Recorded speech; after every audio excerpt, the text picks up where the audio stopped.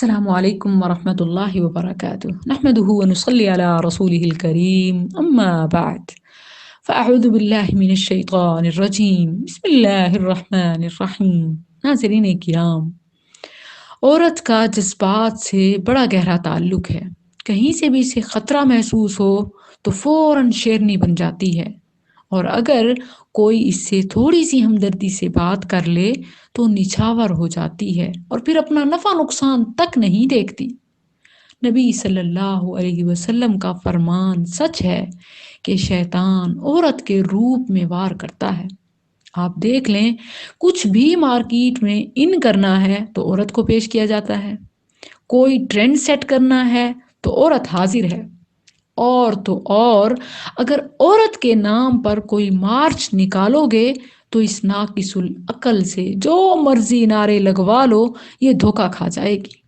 دین سے تو ہم ویسے ہی دور ہیں، قرآن سمجھنا تو دور کی بات، ہمارے پاس تو تلاوت قرآن کے لیے بھی وقت نہیں ہے۔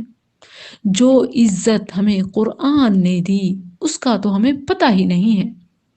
اگر قرآن کو ترجمے کے ساتھ پڑھ لیا جائے تو کسی مارچ نکالنے کی، کوئی نعرہ لگانے کی اور خود اپنا حق مانگنے کی ضرورت ہی نہیں پڑے گی۔ اصل میں یہ سلوگن لگائے ہی اسی لیے جاتے ہیں کہ اسلام نے جو حقوق ہمیں دیے ہم انہیں بھلا چکے ہیں، جو عزت ہمیں دی وہ ہم کھو چکے ہیں۔ پھر اغیار جو سلوگنز لگاتے ہیں وہ ہمیں اچھے لگتے ہیں کیونکہ وہ ہمارے لیے آواز اٹھاتے ہیں، ہمیں ان کے سلوگنز کی ضرورت پڑتی ہے، حالانکہ وہ تو 1% بھی اس حق کی بات نہیں کرتے جو قرآن اور اسلام 100% ہمیں دے چکا ہے۔ صرف انہیں پڑھنے اور سمجھنے کی ضرورت ہے۔ اسے پڑھیں اور بھول جائیں کہ کوئی اور آپ سے ہمدردی کرتا ہے۔ یاد رکھیں، ہمدردی میں تو ترس ہوتا ہے۔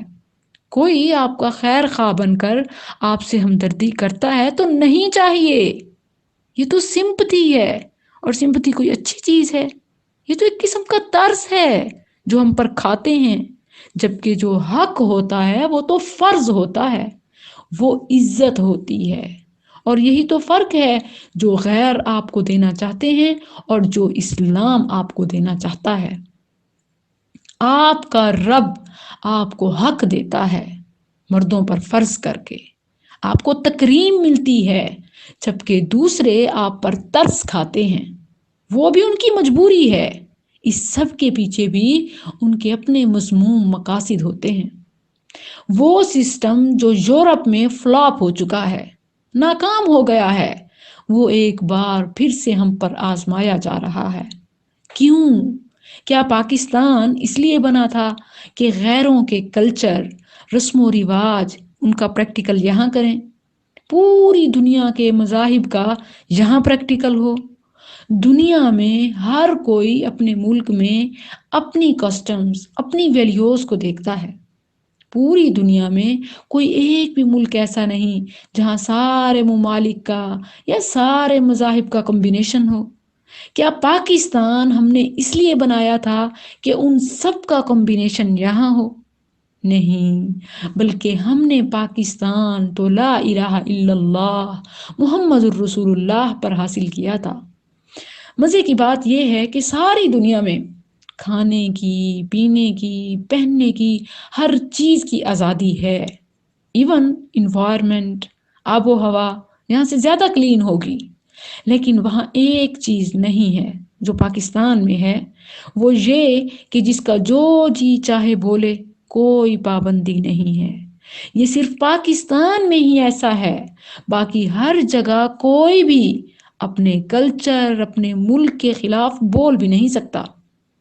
اپنے ملک کے خلاف، اپنے مذہب کے خلاف بولنا تو گویا سزائے موت ہے، لیکن ہمارے ملک میں غیروں کا راگ الاپا جاتا ہے، جس کا جو جی چاہتا ہے اپنے ملک، فوج اور مذہب کے خلاف بولتا ہے۔ گویا ساری دنیا کی آزادی اظہار کا یہاں عملی نمونہ پیش کیا جاتا ہے۔ قرآن پڑھیے اور دیکھیے، اسلام آپ کو عزت فرض اور حق بنا کر دیتا ہے، جبکہ اغیار ترس کھا کر دیتے ہیں۔ فیصلہ آپ نے کرنا ہے۔ آپ کو آپ کا حق چاہیے یا ترس ان کی جھوٹی ہمدردیاں؟ کاش کہ تیرے دل میں اتر جائے میری بات، قرآن پڑھیے اور اپنا حق لیجیے۔ السلام علیکم ورحمۃ اللہ۔